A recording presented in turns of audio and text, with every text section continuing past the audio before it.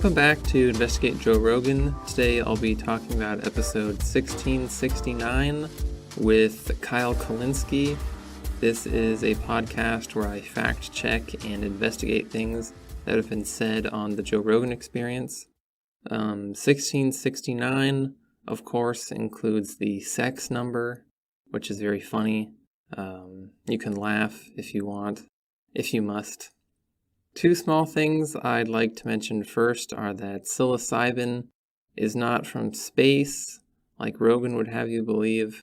At least there's no reason to think that it's from space.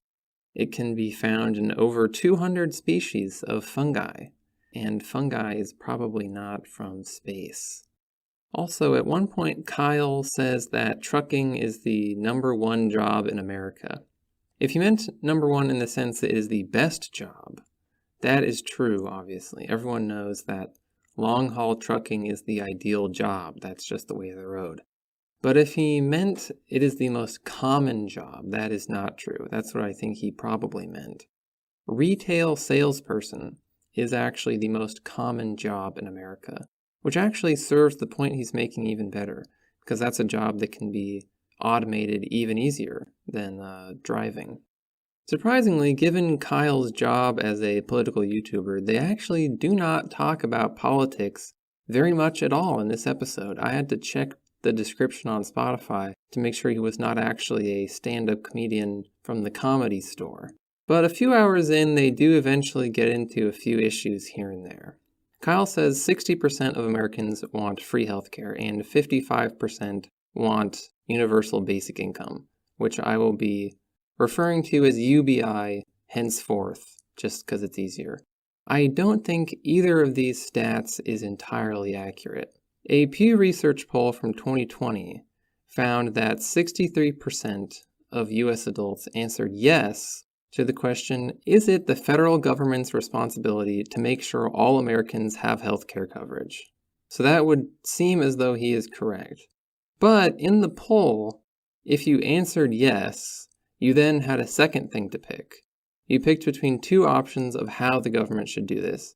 Either, quote, be provided through a single national health insurance system run by the government, or the other option, quote, continue to be provided through a mix of private insurance companies and government programs. Only 36% of people total said yes, it is the federal government's responsibility, and then picked the second option and said that they should do it with a single insurance system run by the government. 26% of total people said yes, but then said this should be done by a mix of private companies and public programs. But that's just what we already have. Almost 40% of Americans are on Medicaid or Medicare right now. So isn't that just saying that you think the current state of affairs should continue?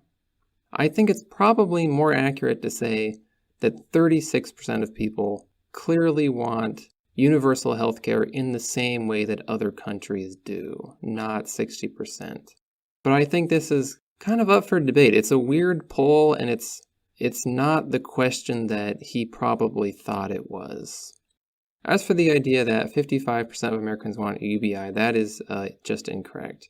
The question asked by the Pew Research poll on this was, quote, would you favor or oppose the federal government providing a guaranteed income, sometimes called a universal basic income, of about $1,000 a month for all adult citizens, whether or not they work? 23% said they would strongly favor, 22% said they would somewhat favor, for a combined 45% of people saying they are in favor in general. This might seem nitpicky, but 45% is pretty different from 55%, like Kyle said, if you think about it. I mean, if someone won an election by 10%, it would be considered a huge blowout. He uses this to say that UBI is a popular idea, but in reality, the most popular response was strongly opposed, with 36%. However, the question in this poll is pretty specific, and I think you could possibly get some pretty different outcomes if you changed a few things.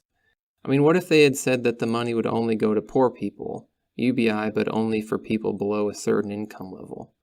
Some people might have read this question, realized that it would mean 1,000 tax dollars would be sent to Joe Rogan each month and then decided that they could not support it? Or what if they said it would only go to employed people? Or what if they said it would be less than 1,000 or more than 1,000? That would probably change the responses a lot. It could make more people support it. It could make less people support it. I don't really know. But what Kyle said about it is not true. Kyle also says some incorrect things about Bernie's plan to pay for public college. He says that Bernie's plan was to use a Wall Street trading tax to pay for it all, but this is only partially true. Bernie's plan was actually for the federal government to use a trading tax to pay for 2/3 of the cost, and then state governments would pay the rest. So the individual states could raise that money in all sorts of ways. I mean, they could do anything. But the real reason this matters is because the states could just not do it. Medicaid works in a similar way, where the federal government pays a part and states pay a part. And states can just screw up the whole thing by just not paying. Bernie's response to this, when this was going on, was basically that colleges in those states that didn't pay would just be toast, because students would just go to the free colleges. But would this weird system really be what anyone would want? To me, it seems like this could result in some sort of Frankenstein system like we have with healthcare. But anyway, the way Kyle describes this Bernie plan is not accurate. Later, talking about healthcare again, Kyle says that 45 to 60,000 people a year die because they don't have health insurance. This is a tricky stat. It's hard to say, and it's a highly debatable thing. This number that he cites here comes from an American Journal of Public Health study, where they took a group of people, recorded whether or not they had insurance, and then followed up later and recorded who had died. After controlling for things like smoking, etc., they concluded that 45,000 more uninsured people died than insured people. So that's where the number comes from. However, the study itself admits that there's a problem with their research. It says, quote, "Our study has several limitations. We assessed health insurance at a single point in time and did not validate self-reported insurance status. We were unable to measure the effect of gaining or losing coverage after the interview." So in other words, they don't know if anyone in the study got insurance or lost insurance during the 8 years in between. There's also another relatively recent study that claims to show just the opposite, that having health insurance doesn't affect mortality very much, if at all. Richard Chronic, who used to work for the Clinton administration and created the album The Chronic, published a study in Health Services Research.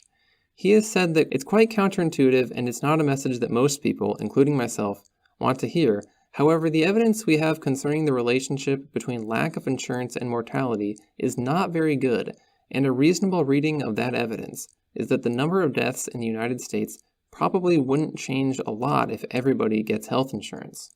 So that was this guy's conclusion, and he did a huge study that involved over 500,000 people. Ultimately, I'm not really sure where to land on this. It's hard to tell. To quote something that the Econ Talk guy says a lot, it's something about which reasonable people can disagree, in my opinion. Now, lastly, Nazis. There were some incorrect things said about Nazis in this episode. Rogan says Wernher von Braun personally had Jews killed and hung out with Hitler, and that Nazis had sword duels to scar each other's faces intentionally. Now, parts of this are true and parts of this are not true. Yes, Wernher von Braun was a Nazi. Everyone knows this, even if you're only on paranoia level 1. I'm sure you know about this, and you know about Operation Paperclip. He was not close to Hitler. He was not in Hitler's inner circle. In fact, he was arrested once, towards the end of the war, for having a, quote, defeatist attitude, which was actually not all that uncommon. Towards the end of the war, it was a criminal offense that could actually get you executed. Basically, saying out loud that you thought Germany was going to lose the war was really bad for your health around that time. And they were executing people for basically being pessimistic. Well, really for being realistic, all the way until the Soviets invaded Berlin, which is pretty nuts if you think about it. Wernher von Braun did not personally have any Jews executed or anything like that. He basically just worked on the rocket program. I would say that he seems to have been as evil as your average Nazi. That is to say, he was aware of what was going on for sure. He definitely knew about everything that went on behind the scenes, and he did nothing about it. But he wasn't close with Hitler, and he didn't take the initiative on anything evil himself. So I would not say that... So what Rogan says about him being sort of particularly evil is wrong. He seems to have just been your run-of-the-mill level of evil. Not to sound like I'm making excuses for Nazis here, but what Rogan said is just historically inaccurate. Now, what he said about the dueling scars thing is kind of true. There were Nazi officers who had dueling scars, and this was a real thing in Germany. They would have these duels, they'd put goggles on so you don't blind yourself, obviously, and then you would try and get cool scars. But the Nazis were actually not into this. When they came to power, they banned this practice / sport or whatever you'd call it. And they were not a fan of these sorts of things and these sorts of little fraternities and societies and stuff. It did continue to go on secretly, just because Germans apparently really wanted to keep slashing each other's faces. But a Nazi officer would not have been involved in something like this. I mean, it's not something that you could hide. You could have the fight secretly, but what then? You know, hey Hans, why do you have a 6-inch scar across your cheek? And where did that come from? You have a kitchen accident? It would be hard to keep that under wraps. So Rogan was kind of wrong about this. He sort of explained it wrong. Those are all the notes I have for this episode. I hope you enjoyed listening. Feel free to tell your friends about this podcast so you can educate them on important topics like Nazi sword dueling, historical accuracy, and I will see you next episode.